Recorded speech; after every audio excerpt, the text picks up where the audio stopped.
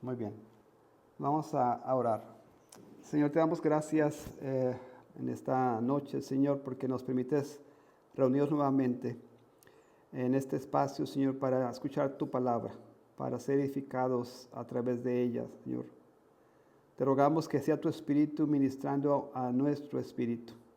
Reconocemos nuestra necesidad, nuestra dependencia de tu palabra, de tu espíritu, de tu poder, Señor, para caminar este camino, Señor, para andar conforme a tu propósito, para hacer y cumplir tu voluntad, Señor. Ayúdanos pues a que nuestra fe sea incrementada, sea fortalecida para creer y caminar con toda denuedo, Señor, con toda autoridad bajo tu ordenanza, Señor. Te doy gracias por mis hermanos y hermanas que se disponen en este tiempo a escuchar. Seas obra en ellos a través de tu palabra para tu gloria. Te pedimos esto, Señor, en nombre de Cristo Jesús. Amén. Muy bien. Vamos a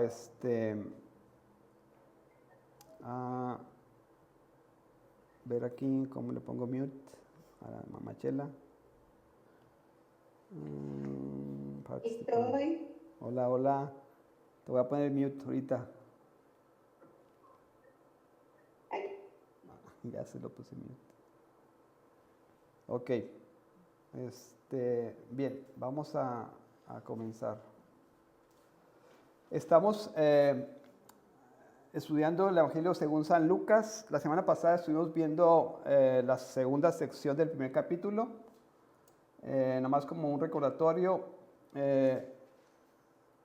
quiero que leamos para tener el contexto correcto de esta porción. Y la voy a leer aquí en la Biblia de las Américas. Y aprovechando también parte de nuestro estudio, como hemos dicho la semana pasada, tiene que ser un estudio que edifique nuestras vidas, ¿cierto?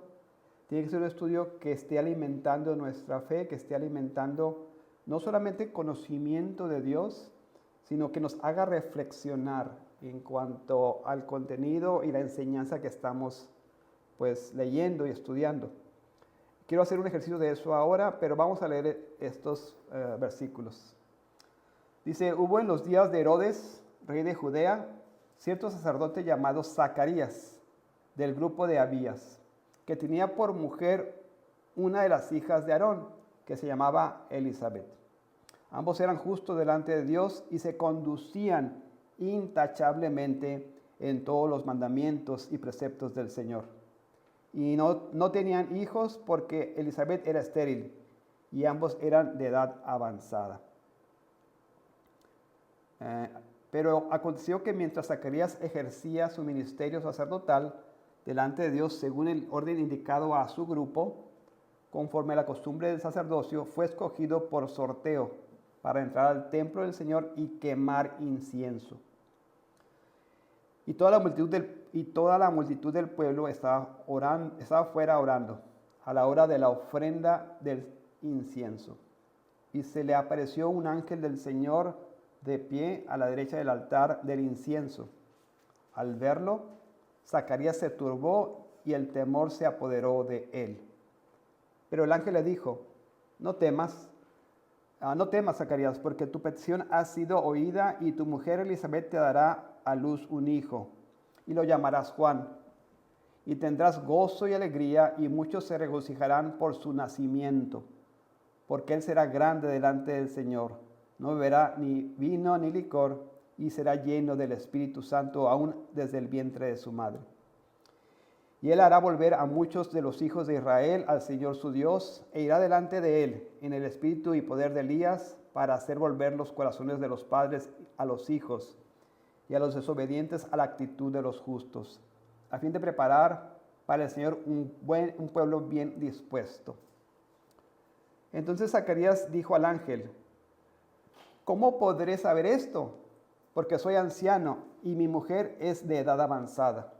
Respondiendo el ángel le dijo, yo soy Gabriel, que estoy en la presencia de Dios, y he sido enviado para hablarte y anunciarte estas buenas nuevas.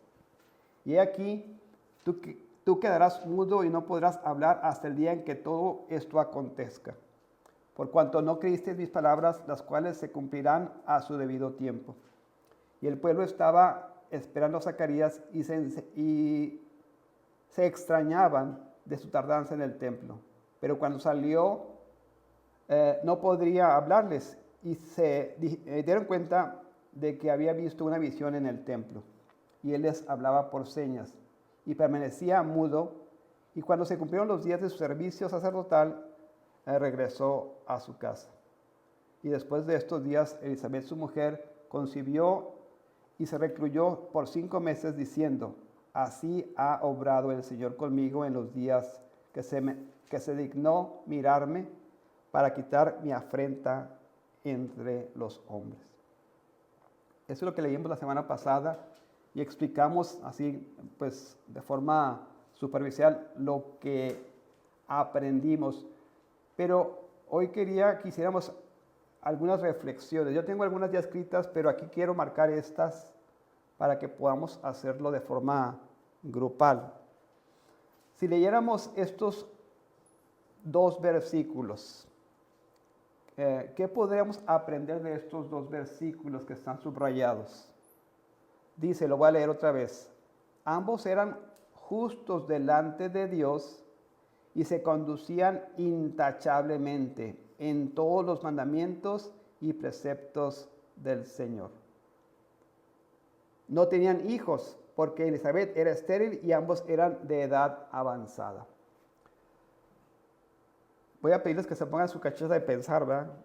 Porque a veces eso te requiere de estar meditando en lo que leemos y pedir al Señor que nos ayude a ver lo que está en el texto, ¿no? ¿Qué es lo que nos enseñan estos 2 versículos? Si alguien me puede ayudar, o qué es lo que puede ver ahí. Creo que tú lo mencionaste la semana pasada, ¿no? Que el ser estéril, no me acuerdo si lo mencionaste, era como una señal, o que los judíos pensaban que era un castigo de Dios. Entonces, creo que lo que Lucas ahí está haciendo es como quitando esa posibilidad, ¿no? Diciendo, estas personas eran intachables. Entonces, el no tener hijos, pues tenía un propósito, no era por un castigo como los judíos pudieran pensar. Sí, esa es una enseñanza. ¿Y qué principio podríamos sacar de eso, Alonso, para nuestras vidas? Estoy pensando. Sí.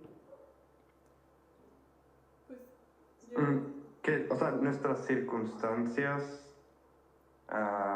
podrían parecer malas en nuestra percepción o en las de las personas que nos rodean, pero para los que aman a Dios, Dios tiene un propósito para esas situaciones, aunque pudieran parecer negativos. Sí, este ejercicio es eso, razonar un poquito el texto y tratar de deducir, ¿verdad?, lo que nos quiere enseñar. Esa es una aplicación a nuestras vidas. El texto tiene un significado único, pero puede aplicarse de diferentes formas a nuestras vidas. ¿Okay? Alonso nos dijo una. Mariana iba a decir algo. no era eso. ¿Lo puedes repetir en tus palabras? Sí, que pues lo dice la Biblia, ¿no? Los caminos del Señor no son los nuestros, y a veces pues sus propósitos van más allá de lo que pues, nosotros queremos o deseamos para nuestras vidas, ¿no? Me imagino que ellos querían hijos y el Señor no se los había permitido porque tenía un propósito para ellos. Sí, querían hijos porque dice que su oración fue escuchada, ¿verdad? Luego el ángel le dice que su oración fue escuchada, como que esto es un anhelo, pues, de un matrimonio. Esos ya eran de edad avanzada. Entonces, no estás hablando de una oración de 5 días, de 10 días, estás hablando de una oración de años, de décadas probablemente, ¿verdad? Porque este matrimonio se nos dice en el texto que eran de edad avanzada, ambos. Entonces, su oración de muy temprano, podemos asumir que era la de tener hijos, como cualquier matrimonio. Oraron al Señor muchas veces. Y a lo mejor en la mente de ellos también podría ser una enseñanza. Esa oración no fue contestada. Pero los tiempos del Señor son diferentes a nuestros tiempos, ¿verdad? Él tenía un propósito y un tiempo específico para este nacimiento. Y la oración de Elizabeth, de Abraham, se contestó. No era el tiempo que ellos esperaban a lo mejor, pero siempre debemos confiar que Dios va a operar, ¿no? Otra cosa importante que yo veo aquí, y no sé si les... Mario. Sí, creo que también el tema de la paciencia, la confianza y la dependencia en Cristo, en Dios, perdón, porque se ha explicado aquí, ¿no? El hecho de ser estéril, de no poder tener hijos, se creía como una maldición o un castigo pues, inmediato en la vida de las personas, ¿no? De parte de Dios, pero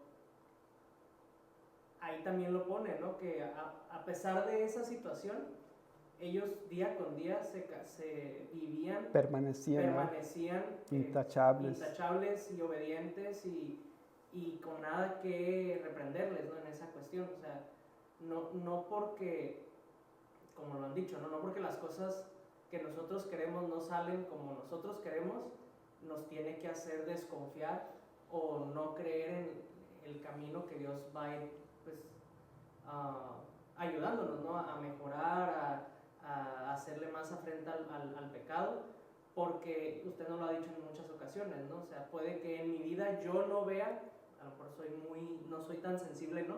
Y no vea como esas bendiciones de Dios, pero el yo caminarme recto y obediente a la palabra, pues puede ser ejemplo para que otras personas se conviertan al Señor y yo ser un testimonio, ¿no? Las repercusiones de lo que usted dice, de sus enseñanzas, como Alonso, pues sí las ve aquí y las quiere poner en nosotros y en todos los que estamos, pero lo hace con un plan generacional. Correcto. Que no siempre nos va a tocar ver No todos siempre. los frutos. Los tiempos de Dios para otros pueden ser muy largos, pero para eso, o sea, Él es un Dios, dijimos, de generaciones, eso hemos dicho, ¿no?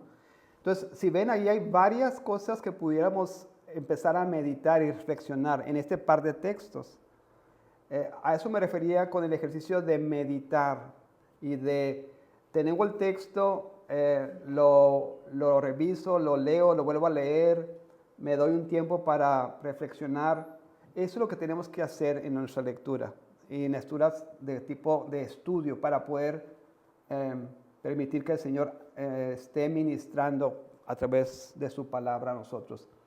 Voy a leer el 6 otra vez. Ambos eran justos delante de Dios. ¿Qué significa que eran justos delante de Dios? Esa parte me llamó mucho la atención porque para ser considerados justos delante de Dios significa que era una conducta irreprochable, o sea, una dedicación a Dios total, completamente. Aquí hay las dos cosas, ahorita te doy la palabra, Mario. Ambos eran justos delante de Dios. Tenemos que entender que la justicia es de Dios y es en Dios. Primero fueron justificados por Dios, pero sí tiene razón Isabel, en que su conducta era evidentemente justa. Practicaban la justicia. Dice que se conducían intachablemente ¿en cuántos? En todos los mandamientos y preceptos del Señor. Había habido una justificación posicional de Dios, porque eso sabemos por el resto de la enseñanza de la Escritura. No hay justo ni aun uno, ¿verdad? Sí, eso debe pasar primero, pero su conducta, su práctica diaria era justa. ¿Me explico? O sea, era evidentemente, su vida reflejaba su posición en Cristo Jesús. Ambos eran justos delante de Dios, habían sido justificados, no habían tacha delante de Dios, pero luego dice, y se conducían su práctica diaria. Su práctica era intachable en todos los mandamientos y preceptos del Señor. ¿Se fijan? O sea, están las dos cosas ahí. ¿Ibas a decir algo? Sí, yo lo conecto también con la predicación de este domingo. Una predicación en la escuela dominical en la que el pastor hacía la observación de los dos métodos de justificación de las personas ante Dios, ¿no? Antes del Nuevo Testamento, de que Jesús viniera físicamente a la tierra y pues, cumpliera el plan perfecto, Dios tomaba por justos a los que creían en su palabra. Entonces, creo que Zacarías y Elizabeth pues conocían la palabra de Dios, las escrituras, los profetas, la ley, y por el hecho de creer eso, ya los menciona aquí como justos delante de Dios. No sé si tiene que ver, pero lo dice, ambos eran justos delante de Dios, referente a esa justificación, y lo dice, y andaban irreprensibles en todos los mandamientos. No dice porque andaban irreprensibles en todos los mandamientos. Okay. Como que sí está esa distinción Sí, hay esa distinción. Le creo a Dios, por lo tanto soy justo, soy salvo, o sea, soy justificado, y aparte porque soy eso, pues yo me conduzco de esta manera. O sea, Su práctica evidencia su salvación, ¿verdad? O sea, la gracia de Dios la creían, por eso fueron justificados, y esa fe y esa creencia en la palabra de Dios, en los profetas, en la ley, pues los hacía andar justamente. Sí. Sí, tiene mucho sentido. Y lo que quiero que tratemos de pensar y reflexionar es que en esos 2, 3 textos que estamos leyendo aquí podemos profundizar y profundizar y profundizar, ¿verdad? Algo que también veo ahí dice, ambos eran justos delante de Dios y se conducían intachablemente en todos los mandamientos y preceptos del Señor. Y luego enseguida dice, no tenían hijos. O sea, el hecho de que seamos salvos, que hayamos sido justificados delante de Dios, no nos libra de las malas circunstancias o de las pruebas que podemos atravesar. La gracia de Dios no es equivalente a una vida sin preocupaciones, sin juicios, sin problemas. Estos hombres y ese matrimonio eran justificados, eran salvos. No solamente eran salvos, practicaban activamente la justicia de Dios y aún así no tenían hijos. Ay, perdón, no sé si te rompí la idea, pero es que me entró una duda desde hace rato. O sea, ¿qué están entendiendo todos? Porque yo me entró una duda de que no había pecado en ellos. No que no haya pecado. Ya son justificados delante de Dios, ¿verdad? Ambos eran justos delante de Dios, dice el texto. Entonces, eso los justifica. No hay castigo para los que son justificados delante de Dios. Y lo que estamos diciendo es que su conducta después de esto, evidencia su posición en Cristo. Dice, y se conducían intachablemente en todos los mandamientos y preceptos del Señor. Como causa-consecuencia, ¿no? Sí, como una causa-consecuencia. No quiere decir que no cometían pecado, pero su práctica era como de una persona justa. No sé si responde eso a la pregunta. Tengo que meditar en la idea de que cómo el que fueran intachables en todos los mandatos y que su práctica era justa, y eso cómo excluye el pecado, tengo que meditar en eso. ¿Cómo eso convive, con el pecado? Ok, ¿cómo es que convive con el pecado? Sí, el pecado no lo podemos, o sea, no hay una persona que sea perfecta en el sentido puro de la ley, en el sentido estricto de la ley. Pero cuando hablas de era circuncidar intachables en todos los mandamientos y preceptos del Señor, esto es, no había nada evidente, grotesco, que dijera, estas personas no son de Cristo, no son de Dios. Visible, tal vez. Visible, correcto. Ajá. ¿Ok? No quiere decir que, o sea, sabemos, ¿verdad? Por lo que nos enseña el resto de la palabra de Dios que aun cuando somos salvos cometemos pecado, pero su conducta ante estas ordenanzas era irreprensible, decía la Reina Valera, o intachables. No había nada que se les pudiera decir, no, tú no puedes ser sacerdote porque haces esto y esto y esto. No, tú no puedes ser una mujer justa porque haces esto y esto y eso. No había forma de tachar su conducta. ¿Sí me explico? Alonso. Sí. Ok. Mario tiene una participación. También es duda. ¿No tiene también que ver el hecho de lo que se conocía como la ley de Dios, los Sí. mandamientos, estaban hasta cierto punto de comprensión. de comprensión, porque es lo que estaba como proyectado, ¿no? Lo que había Revelado del Señor. Ujú. Ya cuando viene Jesús, cuando ahonda en cada uno de esos mandamientos, pues es lo que ahorita nosotros conocemos en cuanto a la responsabilidad, ¿no? Ujú. O sea, entre más conozco la palabra, más responsabilidad tengo de cumplirla y de entenderla, ¿no? Sí. Entonces, lo que ellos tenían revelado estaba hasta cierto punto, entonces hasta ese punto la cumplían. No que no hubiera pecado, pero la cumplían Sí. ante los ojos de las personas, ¿no? Ok. Entonces, ya para dejar esos dos textos, estas personas que eran justas, justificadas delante de Dios, practicaban la justicia, aún así atravesaban por circunstancias complicadas, difíciles. Entonces, creo que Mario ya lo dijo hace ratito, no por el hecho de ser hijos de Dios, no por el hecho de haber alcanzado la gracia, o sea, no alcanzado la gracia, haber recibido la gracia del Señor, eso no nos evita que pasemos por pruebas o circunstancias en nuestra vida diaria. Al contrario, según otros, no aquí en el texto ese, pero según otras revelaciones en el Nuevo Testamento, dice que a los hijos, ¿Dios qué hace? Los disciplina, ¿verdad?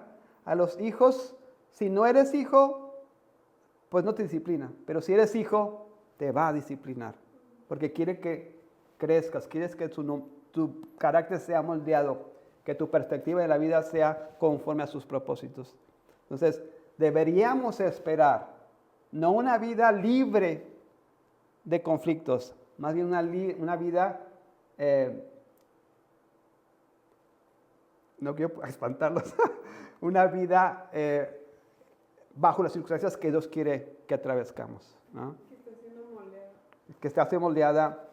De hecho, no está el texto aquí, no quiero mantener otros conceptos que raros que no están en el texto, pero por otros pasajes de la Biblia podemos entender que aún el sufrimiento, según Primera de Pedro, toda Primera de Pedro habla de esto, el sufrimiento es un don de Dios para nuestras vidas. Yo sé que está complicado ese concepto, pero lo vamos a ver en su momento. Aún el sufrimiento es por la gracia de Dios, para que nuestras vidas sean edificadas. Ok, bien. Otra cosa que me llamó la atención, el número 12, no lo subrayé aquí ya, pero el número 12 dice, al verlo Zacarías se turbó y el temor se apoderó de él, al ver al ángel, ¿verdad? Dice, y se le apareció un ángel del Señor de pie a la derecha del altar del incienso, y al verlo Zacarías se turbó y el temor se apoderó de él. ¿Por qué resalta esto Lucas? ¿Qué es lo que quiere comunicarnos ahí?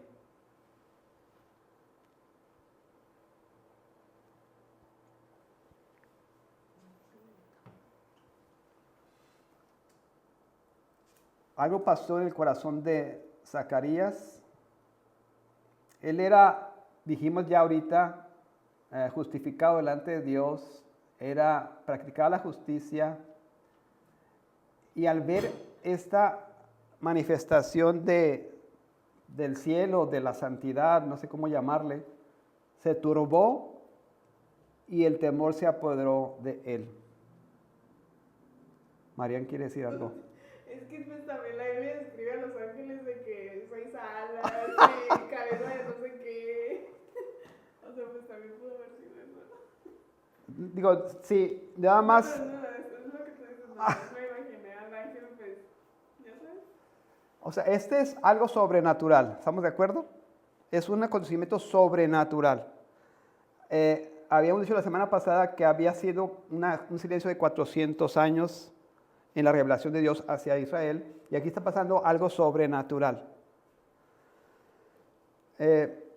Es importante reconocer que si este señor Zacarías tuvo miedo al ver un ángel, ¿qué pasará o qué pasaría si este Zacarías o cualquiera de nosotros estuviéramos delante de la presencia de Dios? Si la santidad de esta criatura fue tanta que despertó temor y despertó este miedo, ¿qué va a pasar con una persona, verdad, que esté delante del santo del universo? Mi punto aquí es que el sacrificio de Cristo nos arropa y nos protege y nos permite estar delante de la presencia de Dios. Ninguna persona fuera de esta cobertura podría estar delante de la presencia angelical, ¿verdad? O la presencia del Santo de Dios.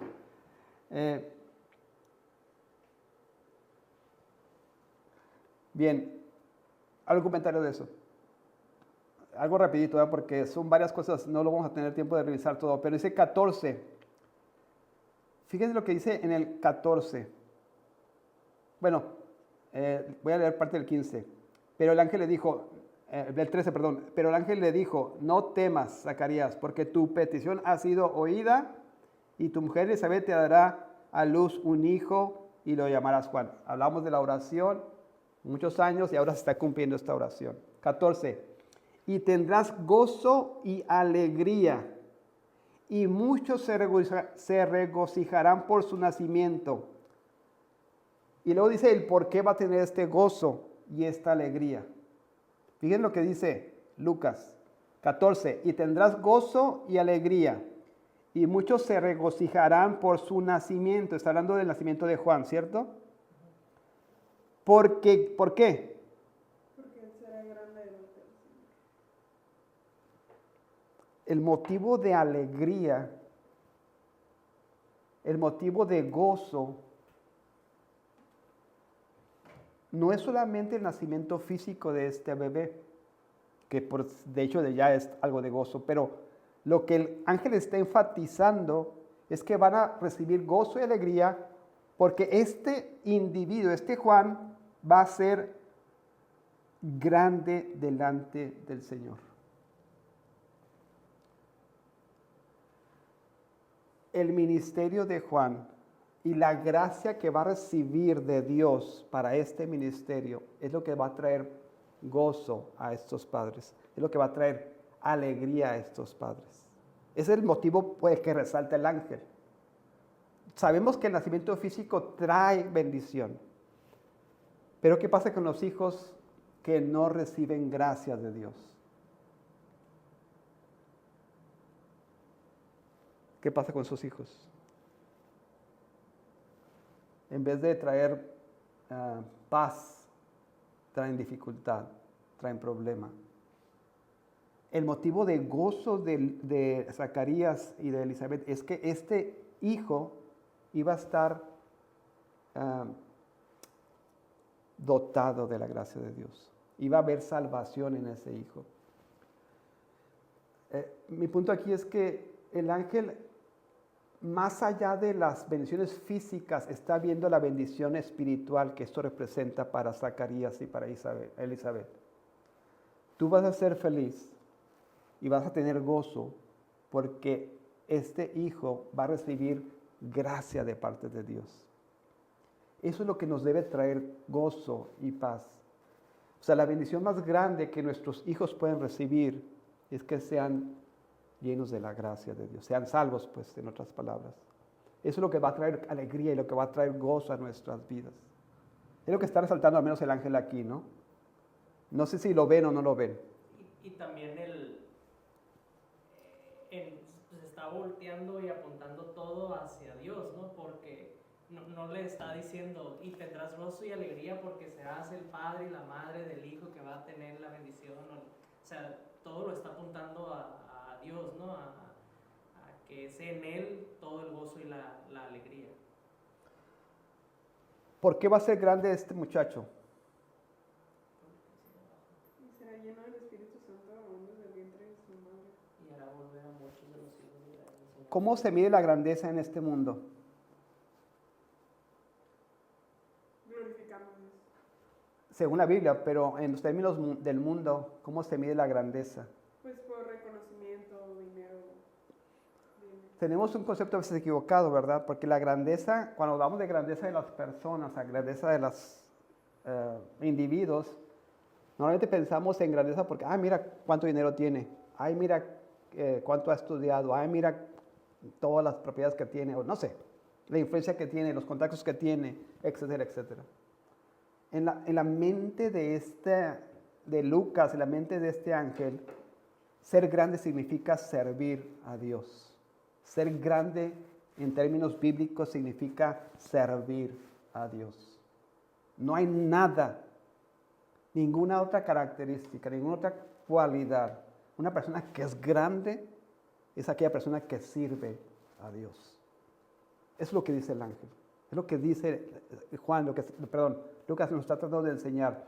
Porque él será grande delante del Señor, será consagrado. Esto nos dice, no beberá ni vino ni licor, eso será consagrado. Y lo que María estaba tratando de enfatizar porque será lleno del Espíritu Santo, aún desde el vientre de su madre. ¿Cierto? La grandeza, al menos en términos bíblicos, no se mide por posición, no se mide por finanzas, no se mide por intelecto, no se mide por contactos, influencias, se mide por el servicio a Dios. ¿Okay? Vemos todo lo que va a hacer. 16, y él hará volver a muchos de los hijos de Israel al Señor su Dios, e irá delante de él, delante de Jesús, en el espíritu y el poder de Elías, para hacer volver a los corazones de los padres a los hijos.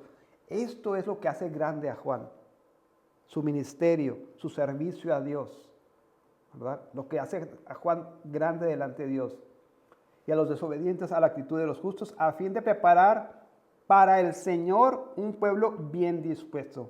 El propósito más glorioso de un ministro, de un escogido de Dios, es para preparar, para ayudar a los corazones a estar dispuestos para el Señor.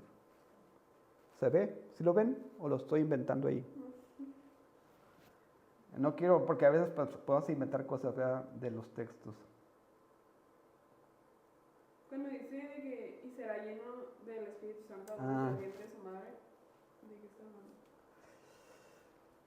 Sí, dice el 15, porque él será grande delante del Señor, no beberá ni vino ni licor, y será lleno del Espíritu Santo aún desde el vientre de su madre. Sin entrar en polémicas, ¿no?, porque es polémico, pudiera ser, depende de la postura que tengas, pero nos enseña dos cosas, al menos dos cosas, lo que yo veo. A lo mejor pueden ver a ustedes diferente. Una persona puede ser salva, que eso es lo equivalente a estar lleno del Espíritu Santo, desde bebé, sin hacer algo físico nosotros, sin tomar una decisión nosotros, sin hacer bien o mal. ¿Me explico? Desde el vientre de su madre, este individuo es escogido de Dios, desde el vientre de su madre. No solamente eso, la vida de sus padres las preparó por no sé cuántas décadas, todas estas décadas queriendo un hijo, preparándose, sirviendo al Señor, para en sus días avanzados de edad llegar a un hijo, y toda esa herencia la puedan transmitir a ese hijo, y ese hijo desde el vientre de su madre fue salvo, físicamente salvo, no solamente en la mente de Dios, sino en la vida, en la experiencia física de la persona, desde el vientre de su madre fue salvo. También, cuando hablamos de ser llenos del Espíritu Santo, es la forma en la que el Espíritu Santo nos habilita para servir, para ministrar con autoridad y con poder. ¿Okay? Entonces, esas dos cosas están implicadas ahí. Y puede ser desde el vientre de su madre. A veces tenemos dificultad con los niños porque decimos, ¿cómo puede ser salvo un niño de 4, de 5, de 6 años? Y Piera entiende. Pero ninguno de nosotros, esto es algo sobrenatural. Dios debe abrir los ojos de los adultos, así como la de los niños. Dios debe abrir los ojos de los inteligentes y de los que no son inteligentes. De los que son completamente sanos en su juicio o cuerdos y los que tienen dificultad mental. No es que alguien haga algo para ser salvo. El Señor está demostrando que Él es soberano, ¿verdad?, en esta acción. Y el niño no ha hecho nada bueno ni malo y Dios lo escoge, lo salva, lo empodera con el Espíritu Santo para este ministerio. ¿Sí me explico? ¿Alguna otra?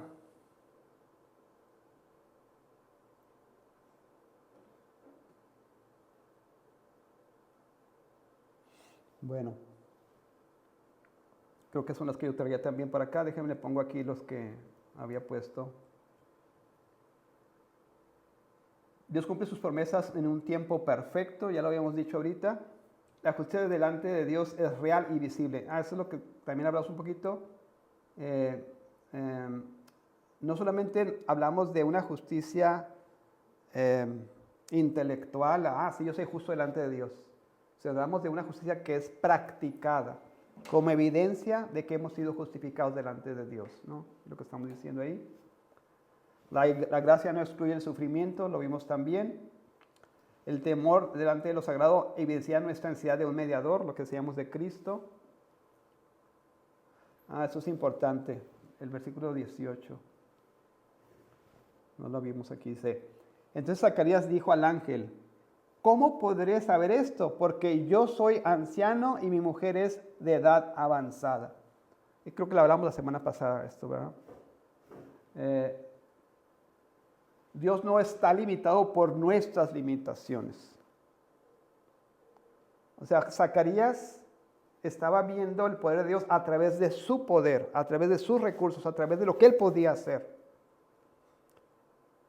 Eso es poner a un Dios al nivel de los hombres.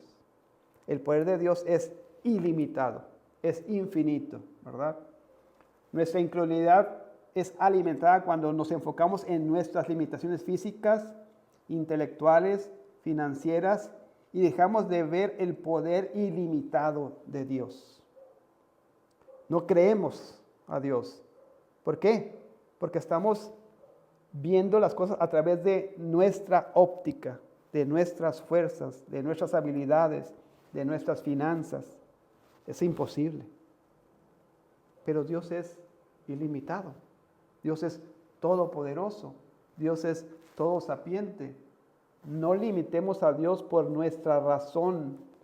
Confiemos, ¿verdad?, en lo que Dios puede hacer. Depositemos nuestra confianza en el poder de Dios, en la sabiduría de Dios, en los propósitos de Dios para nuestras vidas. No tanto en nuestros recursos, ¿verdad? 6, ya no lo voy a explicar, pero el que la respuesta a las oraciones se retrase no necesariamente indica que éstas no sean rechazadas. Como dijimos, estas parejas estuvo orando, lo más probable es que décadas por ese hijo. Y a lo mejor en su mente inclusive, no, pues el Señor ya no lo va a hacer. Porque ya no era posible físicamente, ¿verdad? Ya se habían rendido a la petición. Ya pasó el tiempo del periodo de la mujer, ya pasó el tiempo de la edad normal, es imposible ya. Entonces ya ni quieres horas, ya ni siquiera estés molestando a Dios con eso. A veces las oraciones son así. Y a veces me pasa, y no sé si les pasa a ustedes, pero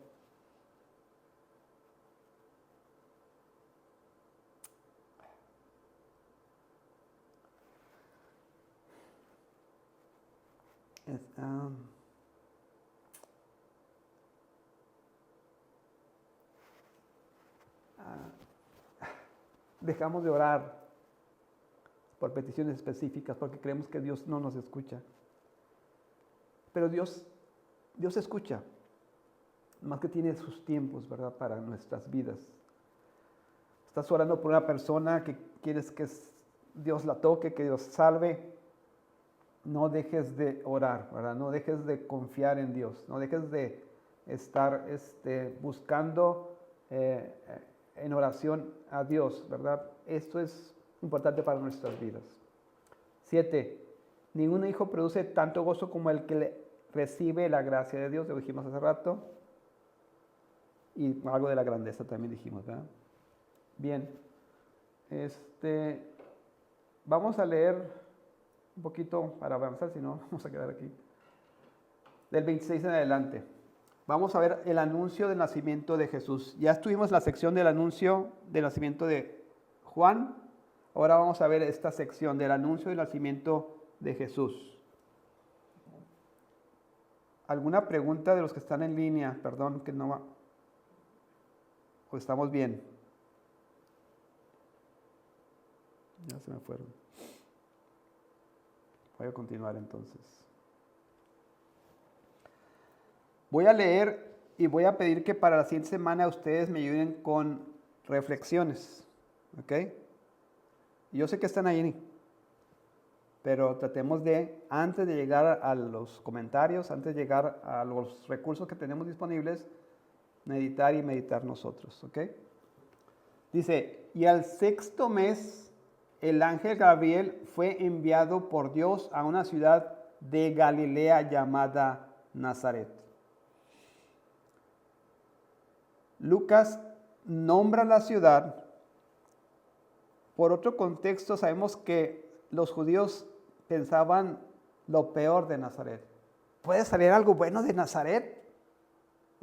En Juan, ¿verdad? ¿Se acuerdan que puede salir algo bueno de Nazaret? La humillación de Jesús no fue solamente tomar forma de hombre, sino nacer en las condiciones de pobreza, en los despreciados, en ese tipo de cosas, ¿no? Entonces, al 6º mes, el ángel Gabriel fue enviado por Dios a una ciudad de Galilea llamada Nazaret. No a la capital, no a Jerusalén, no, a Nazaret, ¿verdad? A una virgen desposada con un hombre que se llamaba José. Aquí desposada no quiere decir que ya estaban casados, no se había consumado todavía la unión matrimonial. Este término de desposada quiere decir que estaban comprometidos. En la cultura judía se desposaban, o sea, se comprometían a casarse, no tenían ni vivían juntos, pero ya se consideraban como esposo y esposa, pero todavía pasaba un tiempo y luego se casaban, ¿no? Entonces, por eso dice que a una virgen desposada con un hombre que se llamaba José, de los descendientes de David. Entonces, José, de los descendientes de David, ¿no? Y el nombre de la virgen, perdón, no está hablando de José. A una virgen desposada con un hombre que se llamaba David, y esta virgen era de los descendientes de David. Y el nombre de la virgen era María. ¿Ok? Entonces, ¿María o José eran de la descendiente de David? Son los dos, pero aquí está hablando de María. A una virgen desposada con un hombre que se llamaba José. Y esto habla de esta parte de acá, ¿no? De los descendientes de David. Y el nombre de la virgen era María. 28. Y entrando el ángel le dijo, salve, muy favorecida. El Señor está contigo, bendita eres tú entre las mujeres. Pero ella se turbó mucho por estas palabras y se preguntaba, ¿qué clase de saludo sería este? Estos textos, el 28 sobre todo, son utilizados por la Iglesia Católica para atribuir a María un estatus de sublime o de divinidad inclusive.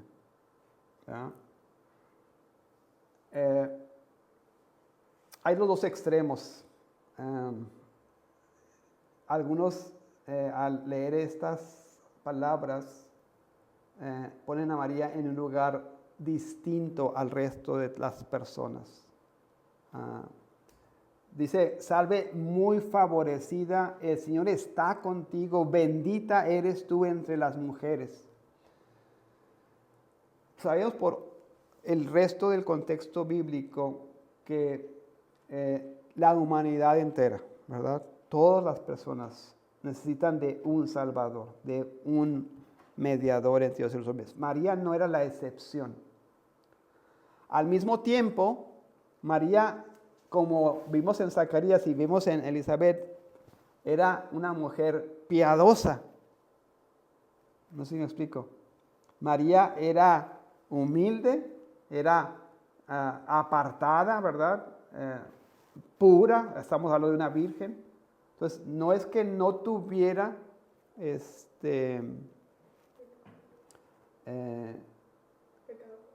no es que no tuviera pecado, pero su vida era agradable, ¿verdad? A Dios. Dice, y Dios, Dios en su gracia, en su misericordia, escoge a María con propósitos divinos, ¿no?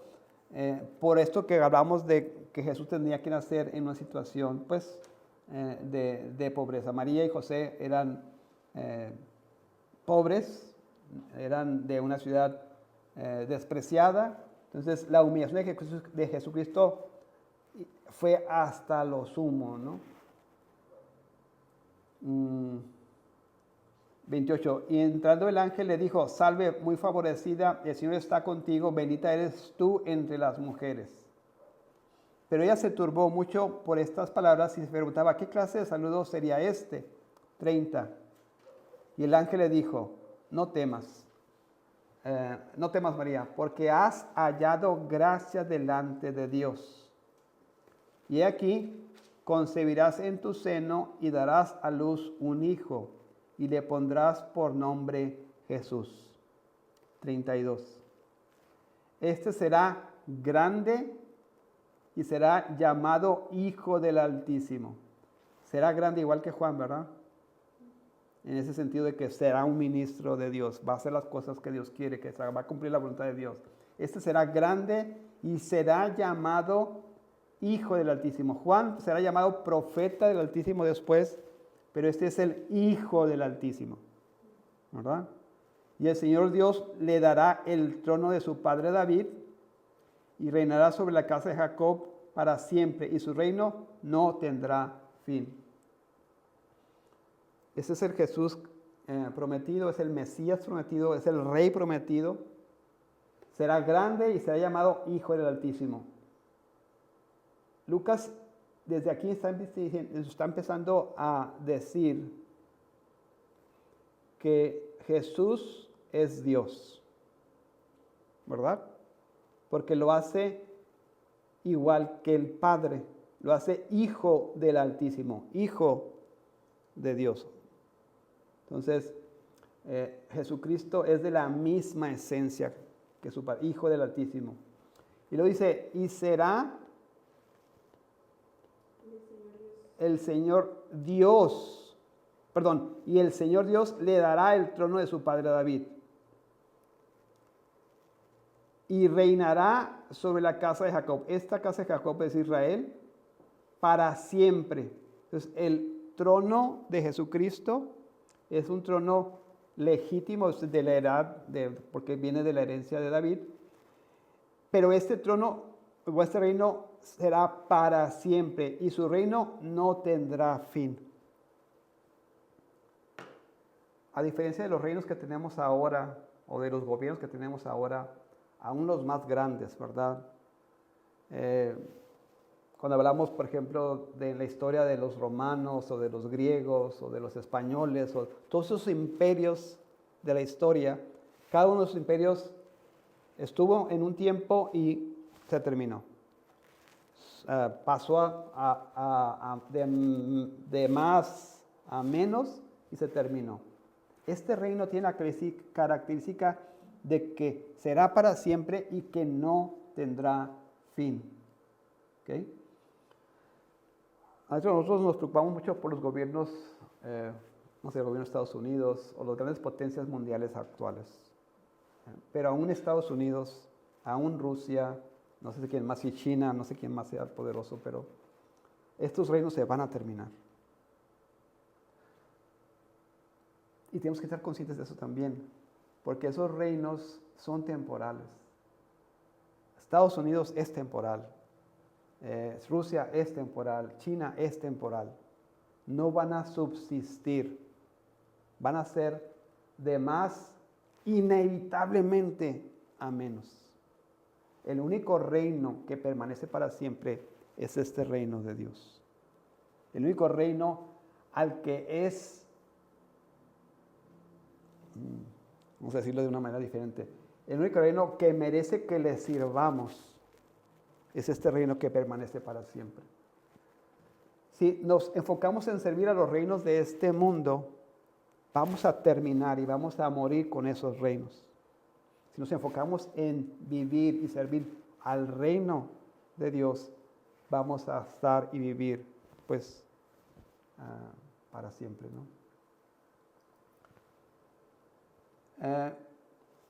Entonces, en el 34, María dijo al ángel, ¿cómo será esto, puesto que soy virgen? Algunas personas dicen, oye, ¿por qué aquí no castiga a María? Pero aquí María, por lo que dice el ángel después, no está dudando de lo que va a suceder. Está asombrada de lo que va a suceder. ¿Okay? Porque el ángel no la reprende como lo hizo con Zacarías por su incredulidad. ¿Cómo será esto? Pues soy virgen. El ángel no la reprende y dice, respondiendo el ángel le dijo, el Espíritu Santo vendrá sobre ti y el poder del Altísimo te cubrirá con su sombra. Por eso el santo niño que nacerá será llamado Hijo de Dios. También podemos reflexionar que, o sea, está en la soberanía de Dios decidir si con María tuvo misericordia y con... Se me fue un ranking en el otro nombre. Zacarías. Zacarías le dio justicia, ¿no? O tuvo alguna consecuencia. O sea, Dios tiene soberanía de eso, ¿no? Sí,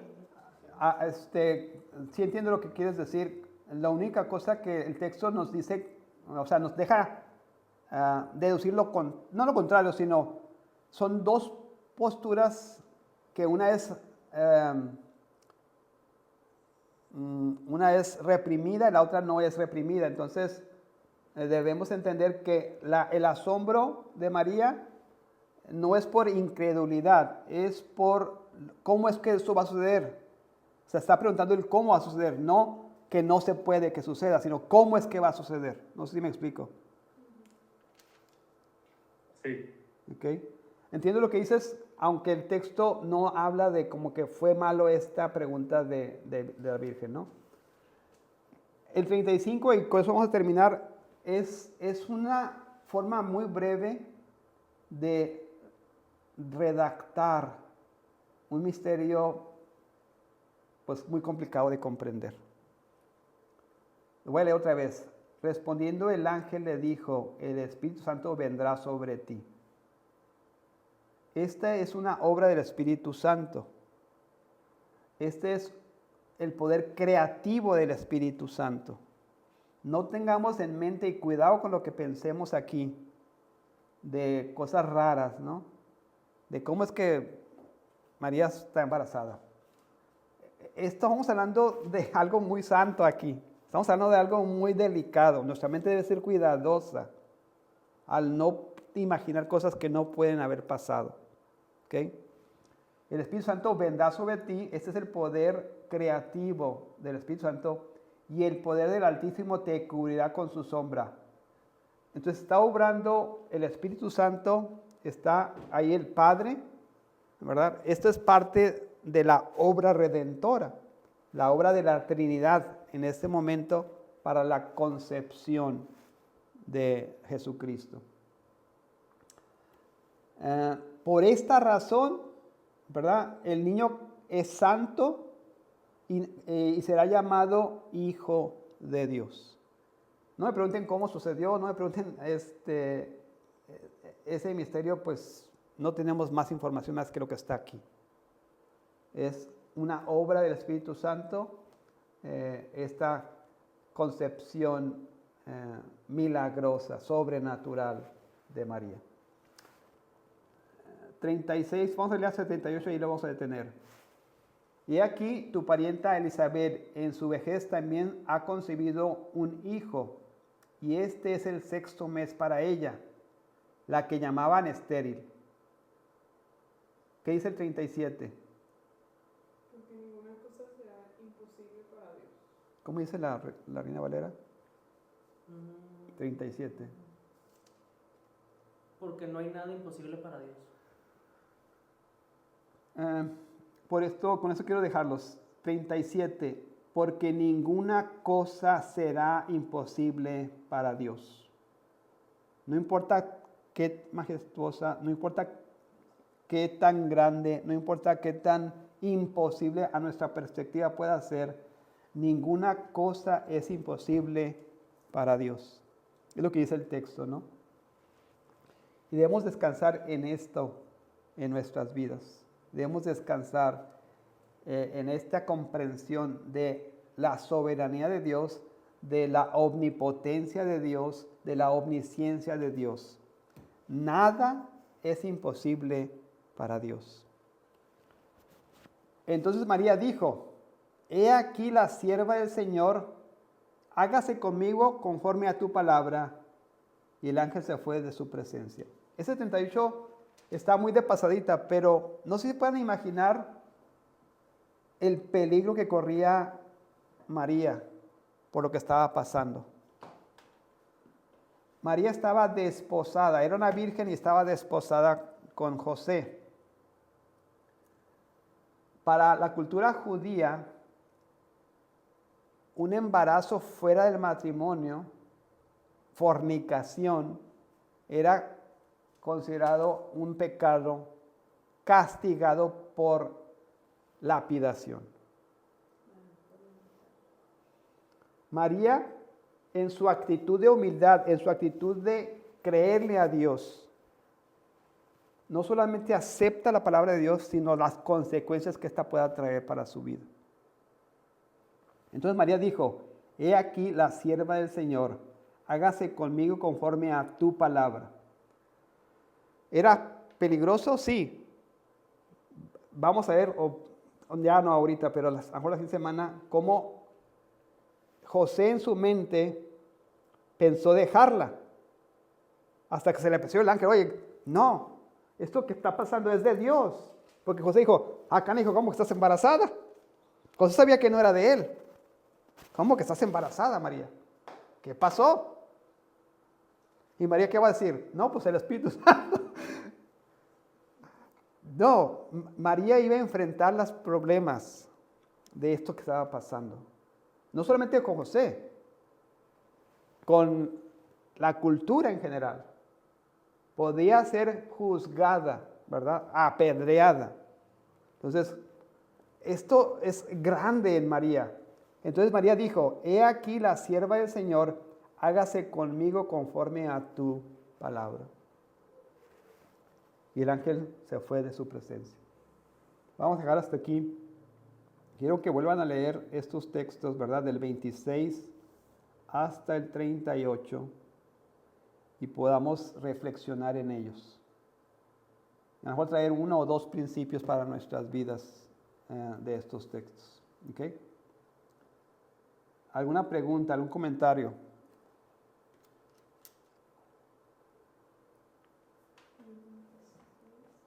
¿No?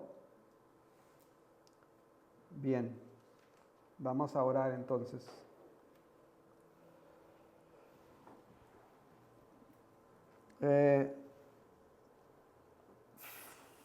Fernando, ¿quién está ahí? ¿Fernando? Aquí estoy. Aquí estamos. Somos Becker, Andrea, Janay y yo. ¿Alguna pregunta? Y la Barbina. ¿La Barbie? No. ¿Mande? ¿La Barbie dijiste? No, la Valentina. La Valentina. No, preguntas, no. Todo muy claro. Bien.